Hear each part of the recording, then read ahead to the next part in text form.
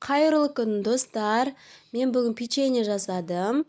Дәмі өте керемет болды. Балаларыңыз қызығып жейтін болады. Ең алдымен бізге жарты стакан сүт, жарты стакан сары май және 5-6 қасық қант, 2 жұмыртқа, разрыхитель мен ванилин қосамыз. Кішкентай қасықпен 1 қасық қоссаңыздар болады. Және де әрі қарай барлығын жақсылап тұрып араластырып алатын боламыз. Міндетті түрде ситадан өткізіп, ұнымызды жұмсақ етіп салып алып, қолымызға жабыспайтындай қамыр илеп аламыз.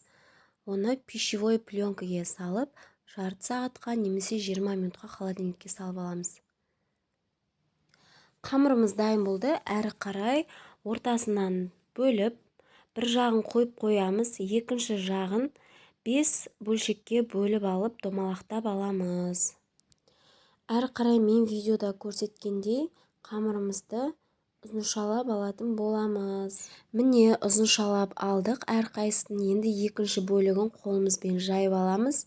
Какаоны пищевой пленкаге салып, әр жаңағы дайын болған ұзыншаланған қамырымызды какаоға малып алып, жайылған қамырдың үстіне салып аламыз. Достар, видеода қалай жасадым, солай жасасаңыздар өздеріңізге оңай болады. Әрі қарай қамырымызды біріктіріп алып, таза пищевой пленкаге салып, примерно 10 минутқа морозильникке қоятын боламыз. Әрі қарай 10 минуттан кейін қамырымызды алып, ұзыншалап аламыз. Пышақпен кесіп, пергаментный бумагамызге салып, қамырымызды бөлшектерге бөліп, формаларын келтіріп аламыз. Егер үшбұрышты болып кеткен жағдайда қолымызбен осылай дөңгелетіп алып, пергаментный бумагаға саламыз. Бетіне жұмыртқаның сарысын сүтке араластырып жақсаңыздар болады. Жақпасаңыздар да печеньенің беті әдемі болып шығады, өздеріңіздің қалауларыңыз бойынша.